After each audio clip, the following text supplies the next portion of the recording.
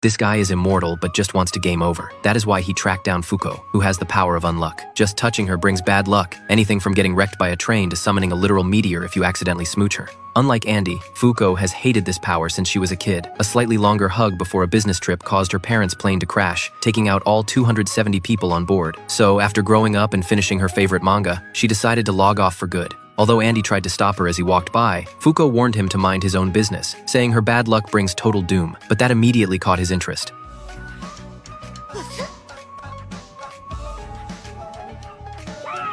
Andy just hopped the railing and grabbed her face. He was getting a bit bored of his usual resetting methods lately and wanted to see this so-called unluck for himself. But before he could even finish his sentence, the concrete under his feet suddenly crumbled.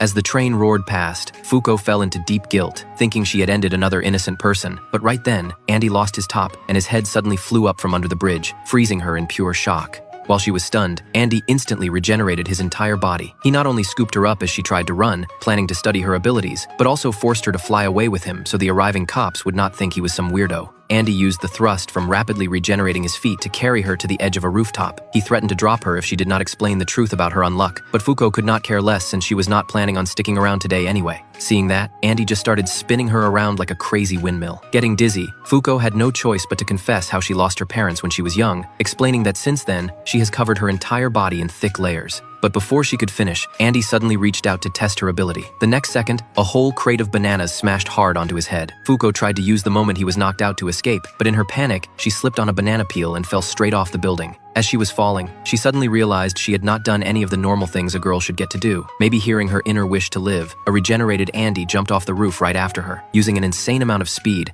and jamming his leg into the wall as a buffer, he safely caught her. After all that, Andy realized Fuko's power was seriously strong, maybe strong enough to actually wrap up his endlessly terrifying life. He decided to take her back to his base for research, not realizing that their chaotic dash through the city had caught the eye of some guys in black suits. Once at the base, the first thing Andy did was tell Fuko to take off her jacket to test if the contact area matched the scale of the bad luck. As they were frantically struggling, her jacket snagged on a nail, tearing off her hat with it and revealing her 8-foot-long hair. It turned out she had not cut her hair since she discovered her power because the barber would not survive. Hearing this, Andy immediately grabbed some tools to give her a haircut himself, knowing perfectly well that bad luck only builds up during contact and erupts all at once the moment they separate. Just as Andy was eagerly waiting to see how massive the unluck from 15 minutes of close contact would be, he suddenly lost his top again. It was a sneak attack by the guys in black who had been watching them. They locked his head in a special capsule and slapped handcuffs on Fuko. They claimed to be an organization that manages negators who threaten the world. Not only had they figured out Fuko's dangerous ability to negate the luck of anyone touching her, but they also cockily bragged that wearing gloves would keep them safe. But the second they said that, Andy's accumulated bad luck violently triggered, blasting